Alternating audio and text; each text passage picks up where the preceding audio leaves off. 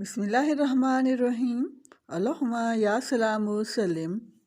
کارواں point کے سامعین السلام علیکم۔ دعا ہے سدا خوش رہیں، خوشیاں سدا آپ کا نصیب رہیں، آمین یا رب العالمین۔ ناظرین، پیش خدمت ہے ناول پنچھی الزہرا عائشہ، قسط نمبر 22 یعنی آخری قسط کا پہلا حصہ۔ ٹھنڈی ٹھنڈی ہوا چل رہی تھی، ہوا میں خوشبو رچی بسی تھی، لذیذ اور طرح طرح کے کھانے چنے جا چکے تھے، ہر سو سبزہ ہی سبزہ تھا، اور پھولوں کی کیا خوب بہار تھی، پورا باغ ارد گرد سے لال پھولوں میں گھرا ہوا تھا۔ وہ جوں ہی سجدے سے اٹھی اس خوبصورت منظر کو آنکھوں میں سمانے لگی، ہر سو عجیب آنکھوں کو بھا جانے والی روشنی تھی۔ وہ اٹھ کر بیٹھ گئی اور کھانے کے پاس چلی گئی۔ وہ سفید لباس زیب تن کیے بہت خوبصورت لگ رہی تھی۔ جو ہی وہ کھانا کھانے لگی تو وہ آواز اس کے کانوں سے ٹکرائی اور کسی نے اس کا ہاتھ پکڑ لیا۔ جو تم سے چھن گیا اسے کسی اور کا نصیب بنا دو۔ وہ آواز اب اس کے پاس بیٹھ گئی۔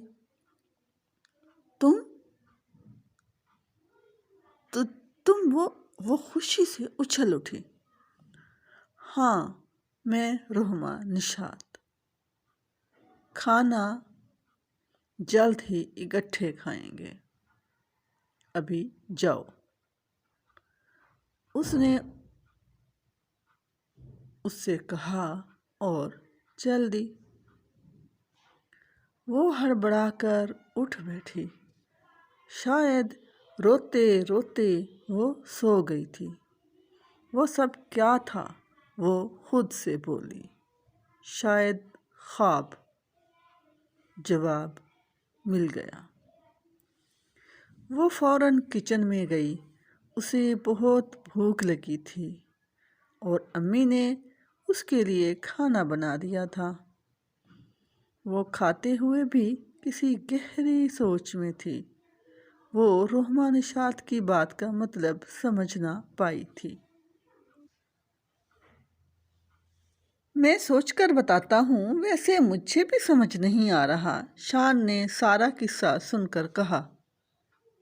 میں بہت اپسیٹ ہوں، پلیز تم مجھے بتاؤ وہ کیا کہہ رہی تھی۔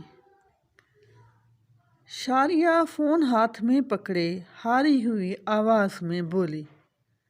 تم نے انکل کو بتایا؟ شان نے پوچھا۔ ہاں، میں بات کرتی ہوں ان سے۔ وہ فون اب رکھ چکی تھی۔ چلو، اس سب پر پھر بات کریں گے۔ تمہیں یاد ہے نا کہ تمہاری ویلکم پارٹی ہے، اس بارے میں سوچو اور کل تیار رہنا۔ وقت پر شان اسے یاد کروا رہا تھا۔ ہاں ٹھیک ہے، مگر اب میں فلائی نہیں کر سکتی۔ وہ اب بھی صدمے میں تھی۔ مگر صرف کچھ عرصے کے لیے، یاد رکھنا۔ چلو اب اپنا موڈ ٹھیک کر لو، وہ اسے سمجھا رہا تھا۔ شاریہ، یہ تمہارے کپڑے دیکھو، میں نے استری کر دیے ہیں۔ امی آ گئی۔